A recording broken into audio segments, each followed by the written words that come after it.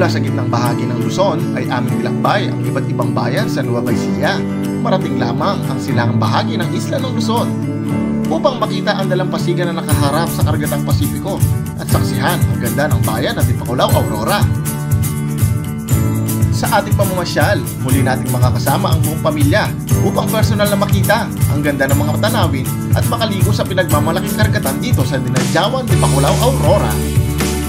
Kaya halina at muli ninyong samahan kami sa aming paglalakbay at pamamasyal upang saksihan ang ganda ng mga kabundukan at karagatan dito lang yan sa Kapwa Moto TV.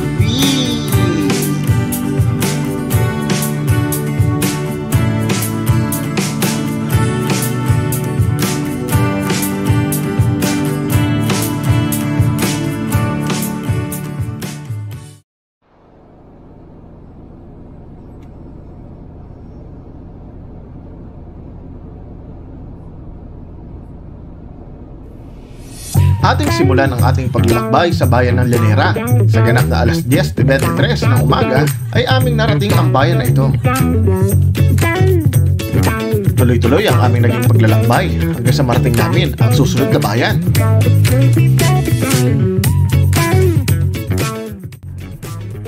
Time check, it's 10:45 AM. Nandito tayo sa bayan ng Rizal.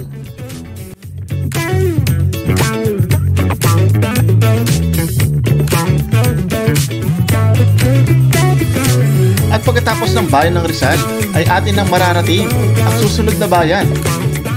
Alright, Pantabangan, 10:51 AM.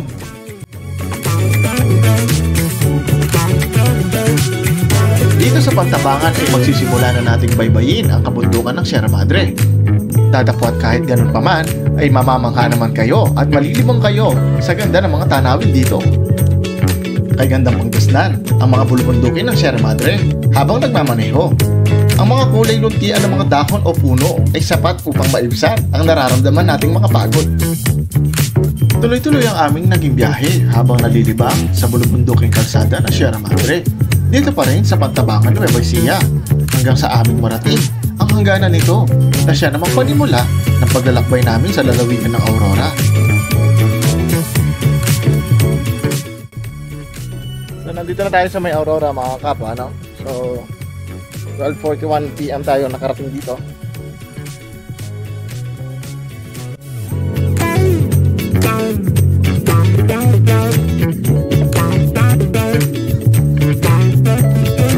At ang unang bayan na aming narating ay ang bayan ng Maria Aurora. At sa bayan na ito ay bubungad sa inyo ang one-way na kalsada na ito. Ngunit napakaganda ng makikitang tanawin dito.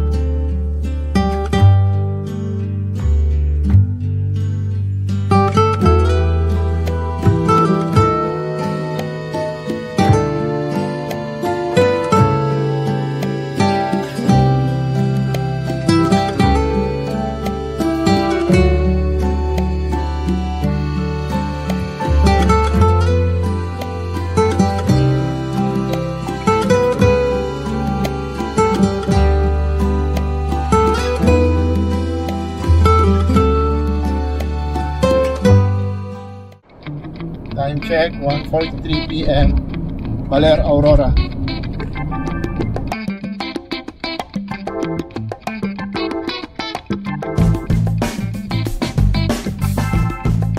Tinalungan, Barangay Puwangi. Pakanan daw tayo dito mga kapwa, no?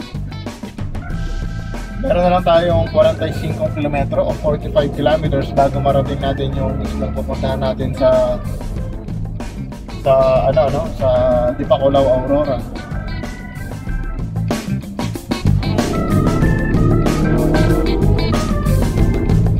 Time check, it's 2:16. Ito nga pala yung sinasabi nilang mahabang tulay dito sa may papuntang Dipakulaw, Aurora.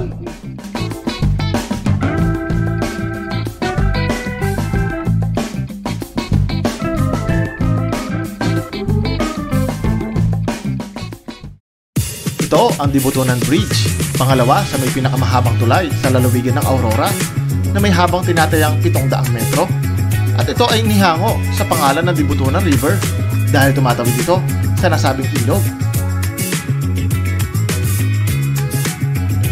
Ang Dibutunan River ay napakahalagang ilog sa kabundukan ng Sierra Madre dahil ginagampanan nito ang paglabas ng mga sumobrang tubig ulan mula sa kabundukan papuntang karagatang Pasipiko.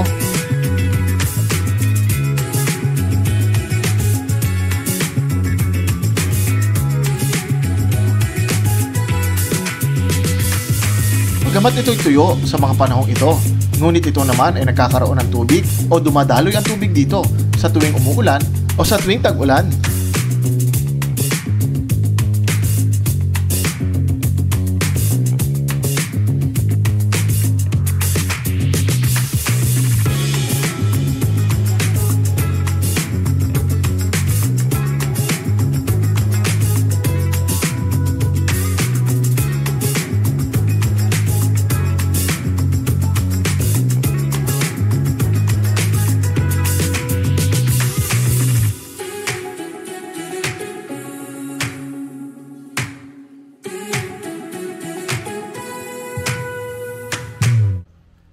Alas 3:30, narating na namin itong Barangay Dinadjawan, Dipakulaw, Aurora. At dumiretso kami dito sa dati naming pinuntahan, which is 5 years ago, 2018 pa yon, dito sa Sun and Stars Beach Resort. Halina at ipapasilip ko sa inyo ang ganda ng kanilang resort dito na na-preserve nila magsimula dati hanggang ngayon at mas nag-evolve pa at mas gumanda pa lalo. Halina at ipapasyal ko kayo muli dito yan sa Kapwa Moto TV.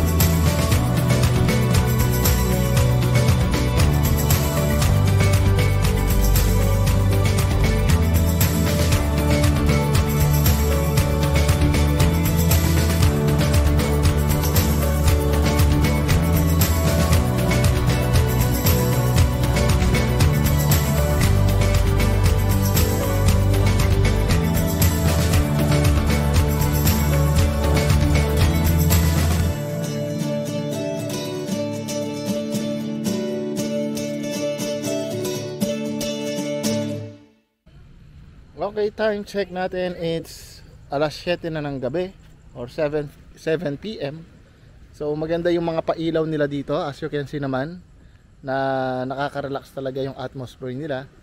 And may mga kubo-kubo din siya dito sa likod ko. Ayan, kung makikita nyo pa, kung nakikita nyo, na pwede nyo tambayan dito.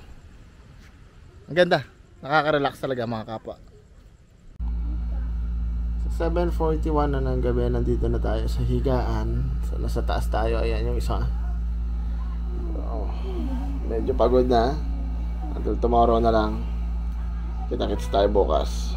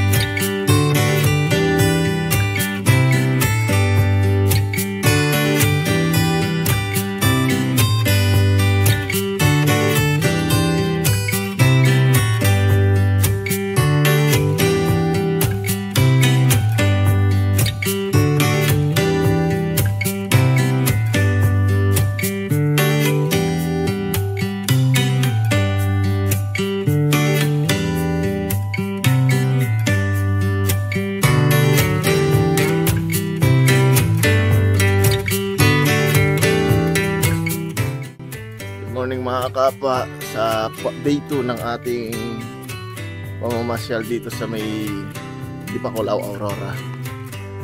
So hope na nag-e-enjoy kayo dun sa day 1 natin. At dito sa day 2 natin, ipapasyal ko kayo muli at ipapakita kung gaano kaganda yung pagsikat ng araw dito sa may Sun and Stars Beach Resort, no?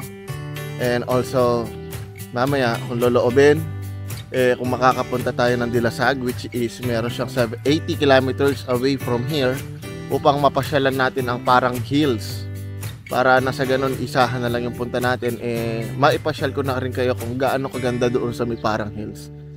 Sa ngayon maglulublob muna kami at isasama ko kayo.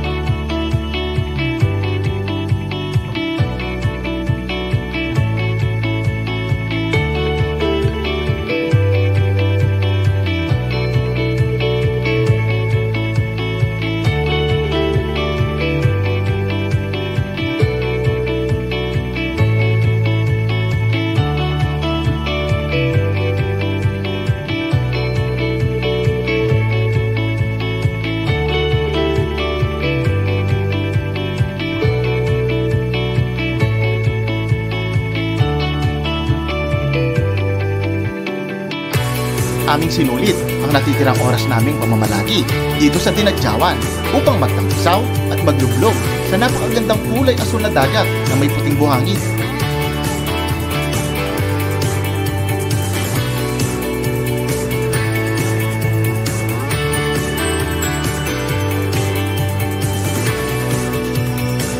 Ang sinag ng haring araw ay lalong nakatulong upang patingkarin ang mga kulay nito at magmistulang paraiso ang ganda ng dalampasigan at karagatan dito sa Dinadjawan. Ang kanilang mga villa ay nagkakahalaga lamang ng 3,100 pesos para sa 4 na katao at 2,900 pesos naman para sa 2 katao kung ito ay nakaharap sa dalampasigan o front beach. Less than 200 pesos naman para sa mga villa na hindi nakaharap sa dalampasigan o front beach. Ang kanilang mga tent ay nagkakahalaga ng 2,100 pesos hanggang 2,600 pesos para sa 2 hanggang 3 katao. Libre ang inyong entrance, pati ang parking fee Kaya wala ka nang intindihin kundi ang inyong accommodation na lamang, pati na rin ang inyong pagkain. Pero teka, kung tent ang inyong napili, ay may libreng breakfast ka na.